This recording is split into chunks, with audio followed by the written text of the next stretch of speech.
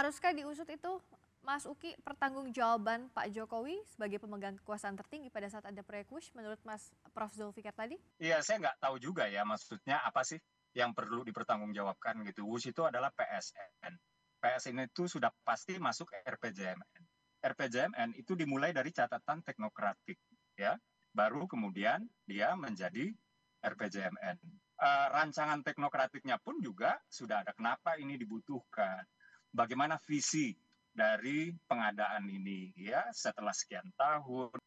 Itu semuanya sudah ada, dan dari basis tersebut kemudian perencanaan pembangunan, konstruksinya dan lain-lain juga sudah diaudit oleh BPK dan dinyatakan wajar tanpa pengecualian, ya.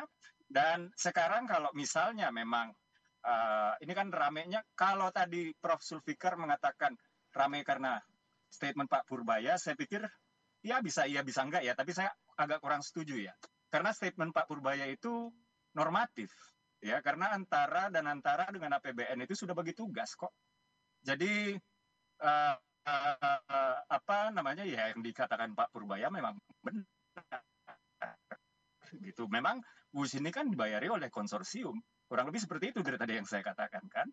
Dan yang membuat ini menjadi sebuah kontroversi adalah dugaan markup. Dan siapa yang harus mengusut? Justru saya melihat ketika kasus ini dibuka secara luas, ya, secara terang benderang, itu justru akan menguntungkan Pak Jokowi.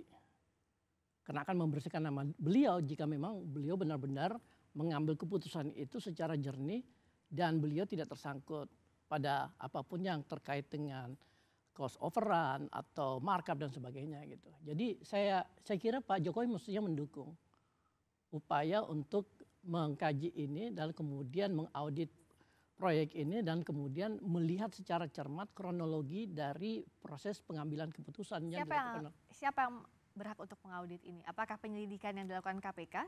Maksud Anda konteksnya? Ada dua hal yang perlu diaudit. Satu adalah audit finansial, satu adalah audit kebijakan. Dan audit kebijakan ini tentu terkait sama sistem kekuasaan yang memungkinkan proses pengambilan keputusan itu terjadi. Yang ini dilakukan oleh KPK, yang ini dilakukan oleh DPR. Yang jelas Presiden ke-7 Bapak Jokowi ya bersama PSI kami mendukung ya upaya KPK untuk membuka seterang-terangnya pernah terjadi di dalam semenjak proses perencanaan sampai dengan operasionalisasi WUSH. Jadi kalau misalnya memang ada tuh, wah hukum saja oknum-oknum yang bersalah itu.